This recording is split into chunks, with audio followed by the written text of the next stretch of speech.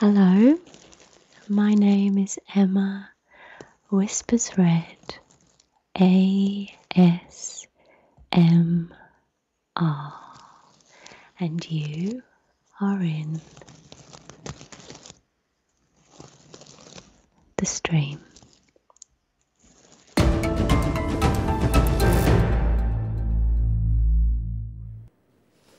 Are you feeling anything yet? You are going to need a pair of really good headphones for today's show.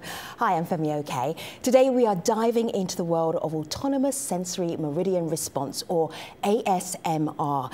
Now, the term is used to describe the sensation people feel when they watch certain types of stimulating videos. So do you find the sound of whispers soothing? Does listening to someone crinkle wrapping paper lull you like a lullaby?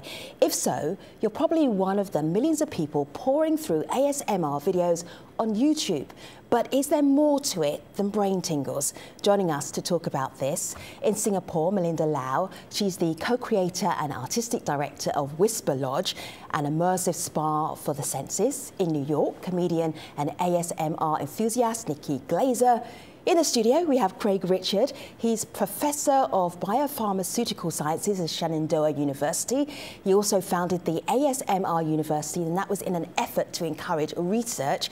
And in London, you've already seen her and heard her. Emma Smith is an ASMR artist. So, hello everybody, it's good to have you here. Emma. Hello. People watching the show, at the very top of the show, will be thinking, what on earth is going on here? Explain. ASMR is a tingly sensation. It's very relaxing. It usually begins in the crown of your head and works its way down the back of your head, down your spine, often through your limbs. It's triggered by certain sounds, soft voices, someone playing with your hair, drawing letters on your back. But ultimately, the best way to describe it is that it's an extremely relaxing, calming feeling. And I make videos on YouTube along with lots and lots of other people.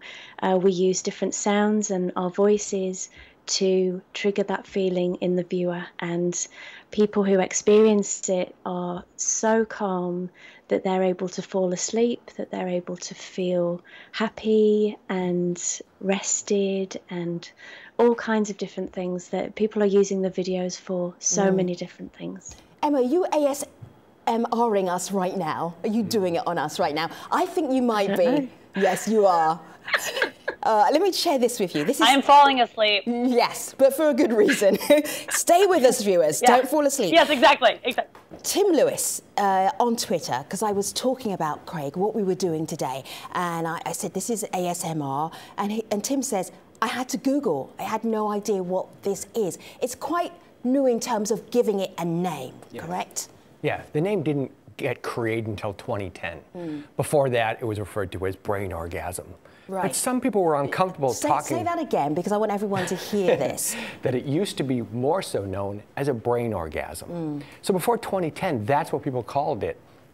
But Jennifer Allen decided in 2010 that she and others were not comfortable referring to it as a brain orgasm for what is just more so a very deeply relaxing experience. Right. So she gave it this more clinical sounding name of autonomous sensory meridian response. And as a researcher, I super appreciate that. Because when I go to research conferences and I share data about ASMR, it's much easier for me to submit my abstract to a scientific community and have it have the words autonomous sensory meridian response in it instead of brain orgasm. Although it might get more read if it was called by the former name. True. I would get more people reading my papers. Nikki, how did you find ASMR? It's funny because I guess I found it right when it was coined, because I was just, one night I just stumbled upon a video of a foot being massaged, and I really wanted a foot massage at the moment, and just watching it gave me the feeling that maybe my foot was being massaged. But then I just started getting this feeling that I had felt throughout my childhood at very pivotal moments where I just felt what has been described, this extreme relaxation that starts in the crown of your head and goes down your spine. And all of a sudden I was like, oh my God, it's happening, and I'm making it happen.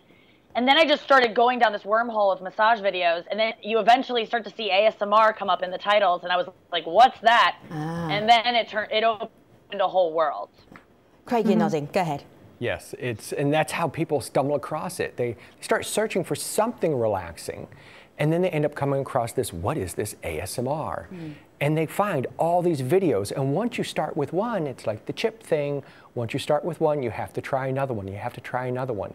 And it's great because there's such a diversity of ASMR videos that if you don't like the first one or the second one, you just keep trying more, because there's thousands of artists who are each creating hundreds of videos.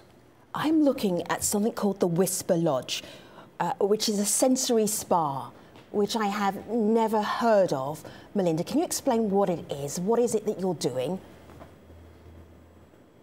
Sure. So we are an immersive performance company, and I have always had ASMR, so it was such a pleasure for me to kind of combine both of my interests and create a performance that essentially is a spa where all performers are ASMR guides and all guests are sort of like clients, or as we call them, guests coming through this sensory spa. It's great what Melinda does, because most of us first experience ASMR unintentionally. Like, say it's from a hairdresser or the attention of a teacher, someone giving us personal attention. But what Melinda has created is intentional ASMR. So it's like if you want to go and get a massage, you go to a professional masseuse. If you want the world's best ASMR experience in person with someone, you're not going to ask your teacher or your hairdresser to give you that experience. You're going to go to a place like Melinda offers for intentional ASMR sessions. Right. And it's really amazing as well. I've been there myself. And Melinda's voice is just, oh my goodness, wonderful. She's got the most beautiful, calming voice. You guys. And she was, I went into her room, her experience, and she was doing what we would normally do in a video, but to my face, which was really a different experience for me. And she just very simply got a cotton bud and started running it over the top of my ear and talking to me. And it was so nurturing and so lovely. Oh, I want to do it all again. But yeah, Whisper Lodge is fantastic. I remember that scene with you. I want to introduce... Well, a lot of what we do is like so much influenced by what you guys do online. I mean, how we develop the in-person practice is basically by studying what all the ASMR YouTubers are doing and then trying to translate that into something tangible. Yeah, and it works. It works really well. I can't wait to do it to people myself. Do you have story time where you like flip through? Because I'm always watching people reading through magazines very delicately. And is there something like that at your spa? Well, not currently, but we do have a scene that we call The Office that uses all kinds of like paper and packaging materials. We do some charcoal drawing. That's my room. The beauty of what we do is that it's like infinitely expandable because so many ASMR triggers out there for us to explore. So guess I want our audience watching this to work out, do they have certain triggers that means that they can actually enjoy this experience? So Craig, you put together certain sounds that may well be triggers. Let's have a listen to some of them.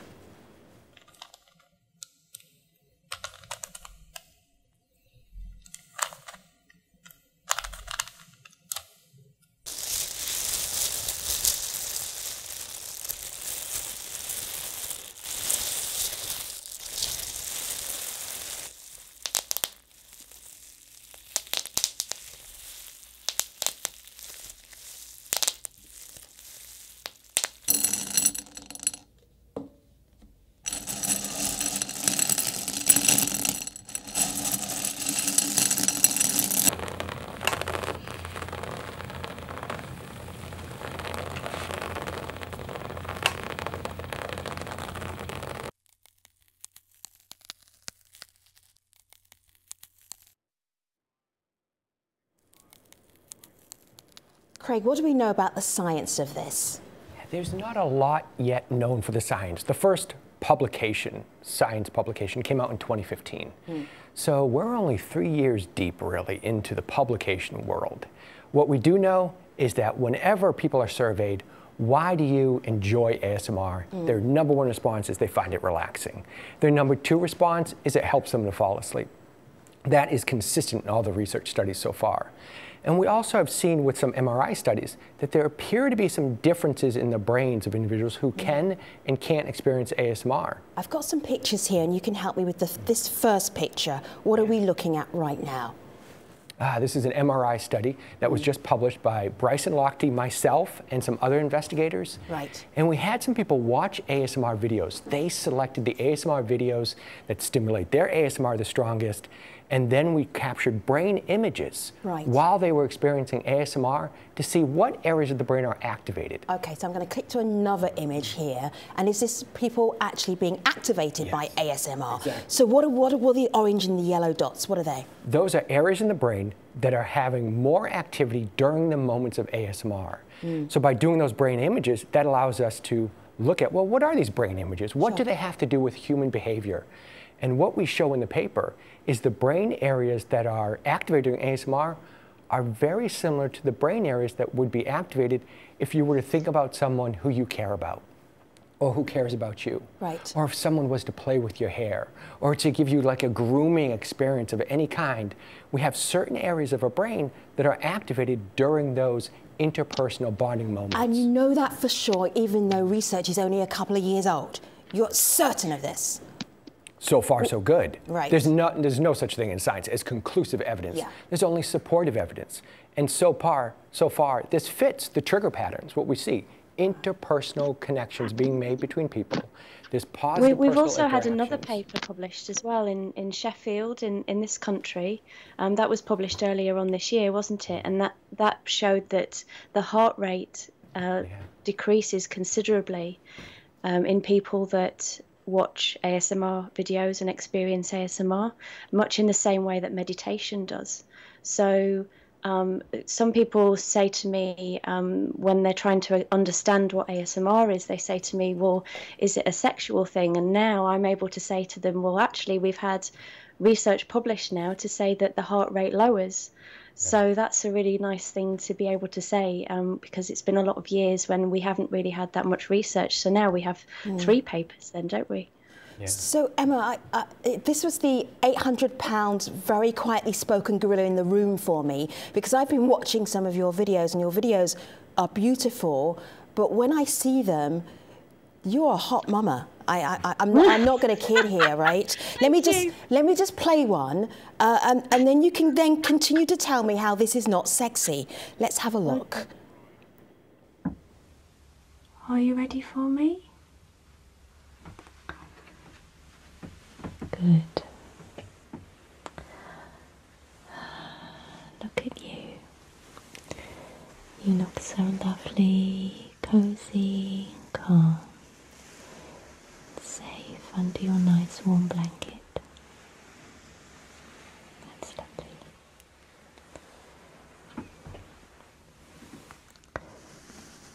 So you're telling me this is not sexy or sensuous because it's not affecting the erogenous part of the brain, Craig? Right, it all depends upon the viewer's moment. If you're already in a sexually aroused state, then maybe that will be. But if you're visualizing that as maybe you're sick, or maybe you're just looking for some personal attention, then what you're going to feel is someone who's caring for you. You're going to feel that moment of how it's just someone giving you positive personal attention, rather than it being sexually arousing. Sure. And we've had research that does support, that shows that the majority of people who are watching ASMR videos, 98% say they feel relaxed. 82% say it helps them fall asleep. Only 5% say that they feel sexually aroused during the video. And that may be more about how they feel at the moment than on the intent of the video. So I'm getting some live commentary in, people watching on YouTube, including the Piano Haven. It definitely helps me relax before I sleep, and I get tingles indeed. ASMR is just intentionally getting the soothing feeling you get when you listen to comforting music and soft voices from people like Bob Ross.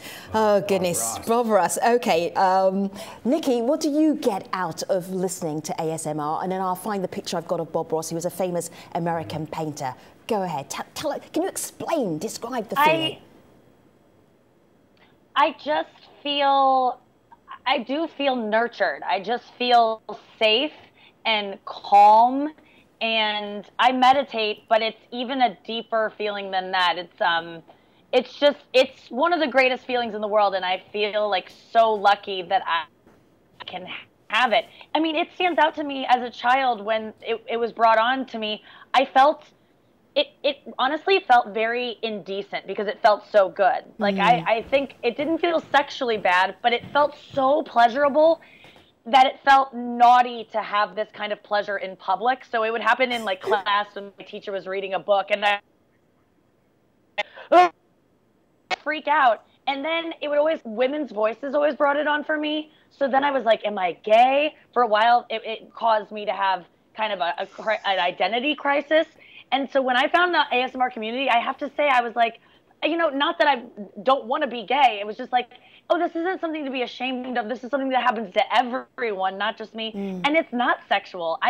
Because I know the difference, and it's not sexual for me. Trust you.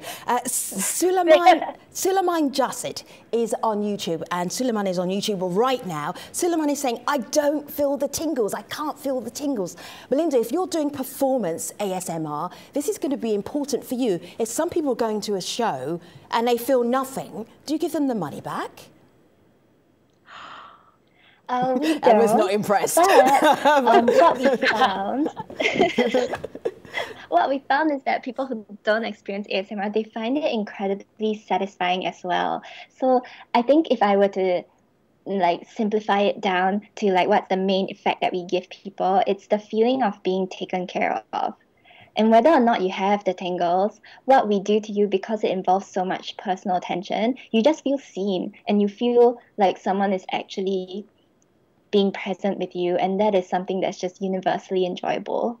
The and study a lot that of the Emma comments on the mentioned videos. with the heart rate reduction, Yes.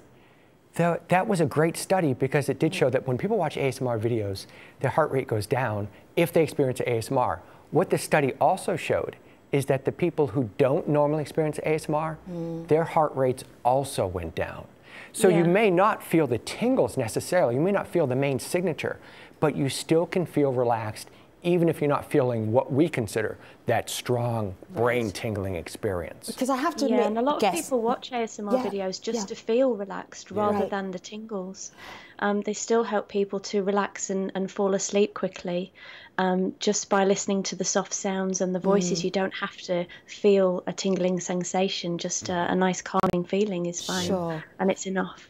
I'm looking here at Ciara Marling, who sent us this tweet. She talks about ASMR relaxing her, and she says, I have a lot of hectic energy in my day. It's almost meditative to sit and do nothing while listening to ASMR videos. And I actually only follow one ASMR artist, Gentle Whispering, and we've been in touch with Gentle Whispering. If you're wondering what Gentle Whispering is like, you don't have to wonder for very much longer. Have a look. First, we'll start with some nice, gentle, hypnotizing hand movements. They hopefully will make you feel a little bit sleepy and relaxed. But I hope that you trust me. You're very safe with me. Al Jazeera will never be the same again. It was watching a Maria Gentle Whispering video early on when I first discovered ASMR that made me understand probably what is the origin of ASMR. Because I was watching one of her videos just like that. And all of a sudden I had this feeling, this is what an infant must feel like when their parent is soothing them. The whispering, the light touching, the gentle voice, the caring disposition. And it made me think, well, that's probably the origin. We're probably all born to be soothed by those gentle sounds, those gentle movements, because that communicates to us as an infant who doesn't know a lot of information. This person is someone we can trust. This is someone we can feel relaxed with. And I think it's something we just carry as we get older, even if you don't feel the tingles. All those behaviors are behaviors that do relax people. Whether you meet a stranger somewhere, or it's a friend and you say, oh, this is someone I feel comfortable around. It's the same exact kind of experience. Getting this in live on, I have to say, this conversation is creating some live comments coming in right now. This is coming in from Facebook. This is Samitha in Sri Lanka. I was having ASMR since I was a little kid, to your point, Craig, but only now have I learned what it is. It was because of this that I became very fond of music. Emma, I'm also wondering about how lucrative this is. This is a business for you. I started doing this as my full-time job just last year, and I've been doing it for 5 years, so it took me a long time to build a YouTube channel that was earning enough so that I could earn a living. It's never been about earning a living. It's who I am. It's kind of, I finally found my purpose in life. In a way, I'm so passionate about it, and it's something that reaches out to so many people. My world is so big now, and I connect with people all over the world. I mean, it's just incredible, and I just feel so lucky that now I can even earn money from it too. That's just crazy.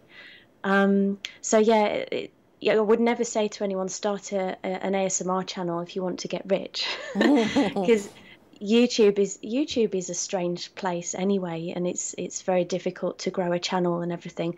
It's just more about being a part of a community. It's about developing skills. I didn't know how to edit videos before I started doing this, or work microphones and everything. So it's been a very big learning curve. But mostly it's been about connecting with people and widening my worldview. Just learning that we're all very similar and we're all very sensitive, and it's an incredible experience. It's an incredible community to be a part of as well. Melinda, what's the most positive aspect of ASMR that you've seen as you've been doing your work in terms of the performance part of ASMR? What are you doing for people? I feel like we are, I guess, providing intimacy to a lot of people, and that intimacy is not just what you get online with the voices and that sense of connection, but it's also physical touch. I think that's what we bring uniquely to the ASMR community, that when I say I'm going to brush your hair, I'm actually brushing your hair, and just kind of combining that physical practice with the performativity of ASMR. Melinda just used a great word, intimacy. And that is a term a lot of people will use and an experience people feel. Even Nikki's description that she had, what she described a lot is intimacy, and it feels strange to experience that with a stranger, someone you just met, whether it's at Whisper Lodge or someone who's a stranger in a video. And so people do have a lot of discord with that of, well, why am I suddenly feeling very comfortable with someone I don't even know? And that's because our brains just seem to be hardwired, that when someone acts in a gentle, caring way to us, our brain lets that in. And that's the feeling of relaxation, but it's also a feeling of intimacy that when you first experience it, like Nikki described, it may not be comfortable. I've been in committee meetings at my university, I have a theory. and there's someone whose voice just will trigger it, and all of a sudden in the middle of this committee meeting, I'm getting kind of sleepy, I'm getting drowsy, I'm like, this is a bad time for ASMR. I've been to meetings like that too, but I didn't think it was ASMR. Nikki, what is your Nikki, what is your theory in a sentence? Theory is that, in a sentence. my theory is that people that get ASMR had really harsh mothers, and so they're searching for it elsewhere. I mean, I know I did, and when my grandma would sometimes draw on my back, I was like, can I get that every day? And I think that I just have this yearning for it. And she's a great woman, but like not a lot of hugs. Sure. All right, so guests, I feel like we've just started this conversation. There's so much more to talk about. If you're intrigued and you've been watching this program, look out online for hashtag ASMR, and then you can find out more. You'll find it online, and you'll find it on YouTube as well, and you'll find some of our guests there on YouTube as well. And also, you can check out Craig Richards' book. It's called Brain Tingles, on sale at all good bookshops. Until next time, I will see you online. Thanks for watching. Take care, everybody. Thanks, guys.